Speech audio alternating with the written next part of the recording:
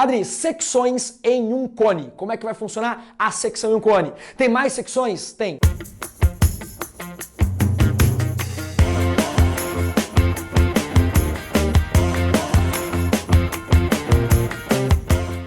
Tem duas secções que vão gerar cônicas. O nome dessa matéria, que é lá da geometria analítica, cônicas, é porque são cortes em cones.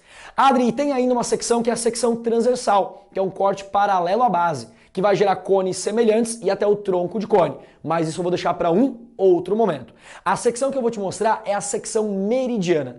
Se você lembrar lá da aula de cilindro, já teve uma secção meridiana antes. Secção meridiana é um corte que passa pelo eixo, exatamente. O cone, ele é o quê? O cone é uma figura circular, é uma figura de base circular. Então ele pode ser chamado de uma figura de rotação. Lembra o que é uma figura de rotação? Figura de rotação é a figura que existe uma figura plana que ao girar 360 graus forma figura espacial.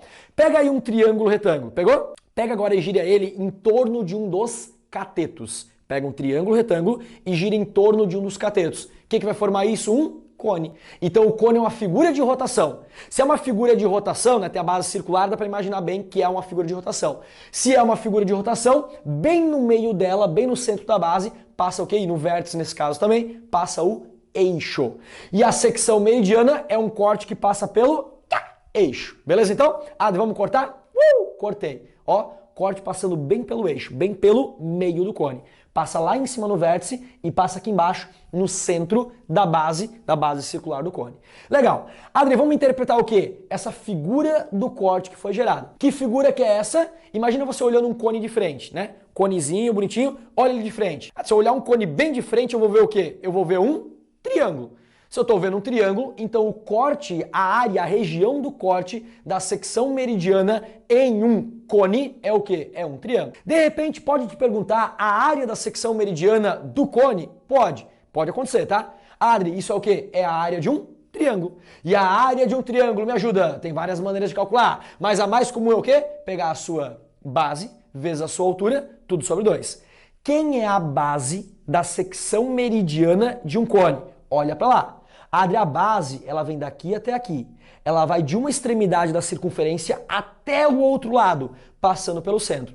Numa circunferência, quando eu vou de um lado até o outro, passando pelo centro, isso é o diâmetro, ou 2 vezes o raio. Então a base do nosso triângulo é 2 vezes o raio. E quem é a altura desse triângulo? A altura desse triângulo é a própria altura do cone. Então eu vou fazer base vezes altura sobre 2, 2R's vezes H dividido por 2. Se eu quiser simplificar o 2 com 2, fica R vezes H. Ou seja, raio vezes a altura vai dar o quê? A área da secção meridiana de um cone. Adri, legal, bacana. E a geratriz não aparece aí não? Eu estou vendo o raio aqui, eu estou vendo a altura aqui. Aí te pergunto, quem é esse segmento aqui? É a geratriz. Quem é esse segmento aqui? Também é a geratriz. Conclusão, a secção meridiana em um cone reto sempre vai ter a figura do corte, a figura da secção meridiana, um cone o quê? Perdão, um triângulo o quê? Isósceles. É um triângulo isósceles. Triângulo isósceles tem 2 lados iguais e aqui sempre vai ser geratriz e geratriz quando o cone é reto, que é o que mais acontece. Mas eu te pergunto, um triângulo isósceles pode ser um triângulo equilátero? Adri, o que você está perguntando? Não entendi nada. Isso aqui é um triângulo isósceles. Ao se fazer um corte, uma secção meridiana em um cone reto, a figura do corte, que é um triângulo isósceles, está garantido. Geratriz e geratriz. Aí te pergunto, esse triângulo isósceles pode ser um triângulo equilátero? Ele não ter só 2 lados iguais, mas ter os 3 lados iguais? Ué, Adri, pode. Basta que a geratriz seja igual a 2R's. Que 2R seja igual à geratriz. Se 2 vezes o raio, o diâmetro, for igual à geratriz, isso vai dar o quê? Um triângulo equilátero. E se a secção meridiana forma uma figura equilátera, a figura espacial também recebe o nome. Ou seja, secção meridiana deu um triângulo equilátero. É porque esse cone é um cone o quê? Um cone equilátero. Você pode fazer a mesma analogia com o cilindro, né? Quando a gente pegava o cilindro e fazia a secção meridiana, que gerava um retângulo, se esse retângulo fosse um quadrado, quadrado é uma figura de lados iguais, é uma figura equilátera. Se isso acontecia, era um cilindro equilátero. Então, cilindro equilátero, secção meridiana, figura equilátera.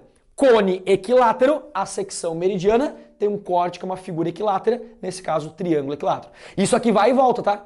Se é um cone equilátero, você já sabe, você já começa a questão fazendo o quê? Dizendo que 2R's é igual a G.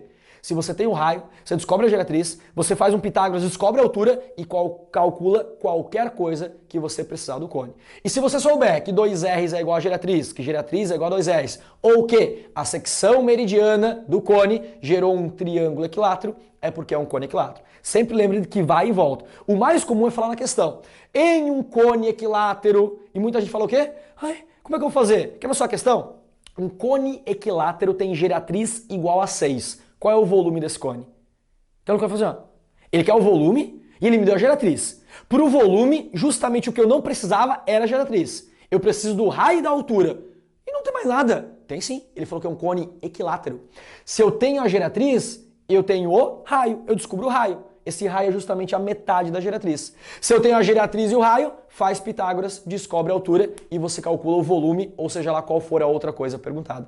Então isso aqui pode ser muito poderoso em alguma questão. Legal? Pegou bem? Entendeu bem?